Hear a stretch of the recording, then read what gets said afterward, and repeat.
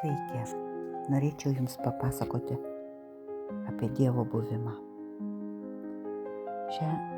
Šį nutikimą patyriau keliaudama Italijoje šį rudenį. Man teko apsistoti už Latinos, kokį 10 km esančiame Borgo Sabotinos miestelyje. Tiksliau, viešbutis buvo dar nuo Borgo Sabotinos apie 5,5 km. Sunkiai nuvykau ten, kadangi važiavau be automobilio, su viešuoju transportu, su traukiniais.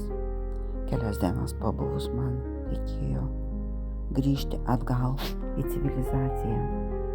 Iš vakaro susižinojau, kada man važiuoja autobusas.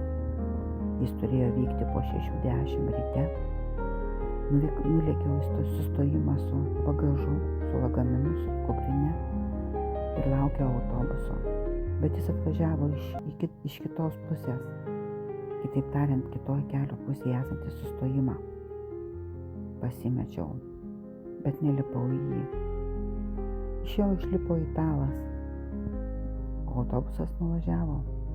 Paklausiau pas jį, ar tas autobusas apsisukęs grįš atgal tuo pačiu keliu ir važiuos į Latiną.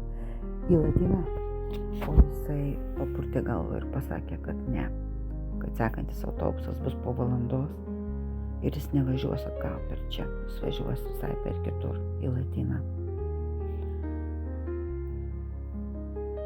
Jausdama didžiulį stresą, kadangi man už kelių valandų turėjo būti traukinys, o aš dar buvau 15 km nuo geležinkelio stoties, aš su lagaminais po 6 ryto keliavau į Borgo Sabotino sustojimą.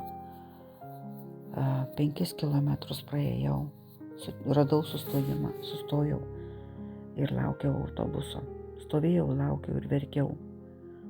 Jaučiau tokį bejėgiškumą ir tokią neviltį, kad aš niekaip negaliu išsikrapštyti iš tos vietos.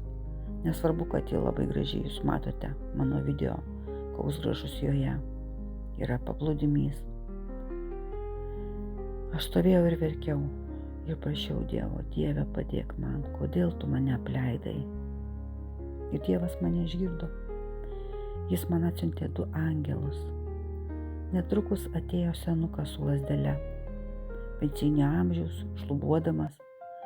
Aš jo paklausiau apie autobusą, jis patvirtino, kad neužilgo turi atvažiuoti. O ten su viešuoju transportu yra taip, kad tu negali viešajam transporte nusipirkti bilieto. Tu turi bilietų pasirūpinti iš anksto. O kur jį nusipirkti, aš nežinojau.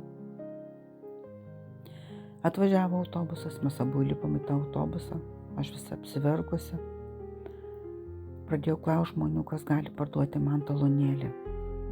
Atsišaukė moteris su 2 nedideliais vaikais. Jinai neėmė iš manęs pinigų išvis už abudu tuos talonus, nes man reikėjo 2. Aš turėjau grįžti į Latiną ir iš Latinos paskui dar beveik 5 km važiuoti iki traukinių stoties. Kad ir kaip siūliau jai pinigus, jinai neėmė iš manęs pinigų. Išlipome Latinoje, tada senukas parodė sustojimą, kur aš turiu važiuoti iki geležinkelio stotį. Visą tą laiką senukas buvo prie manęs. Moteris išlipo su vaikais Latinoje, o senukas mane lydėjo. Mes važiavome į geležinkelio stotį ir aš verkiau. Niekaip negalėjau sustabdyti ašarų, jos nenumaldomai tekėjo mano skruostais, o jisai uždėjęs ranką man, savo ranką ant manosios, raminančiai žiūrėjo į mane ir linksėjo galvą, kad viskas bus gerai. Atvažiavome į geležinkelio stotį, jis palydėjo mane iki perono ir tik tada atsisveikinęs pasišalino. Tokiu būdu, kai aš pasakojau draugiai visą šitą istoriją, jinai sakė, kad pats Dievas pas mane atėjo ir mane palydėjo geležinkelio stotį.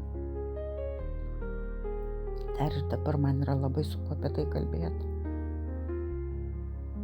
Nes tai, ką aš patyriau tada toj Borgo Sabotinoje, tai buvo taip sunku ir taip nevaldoma. Ir reikiamų metų Dievas išgirdo mane, atsiuntė man 2 angelus. Esu labai dėkinga jam už tai. Ačiū jam.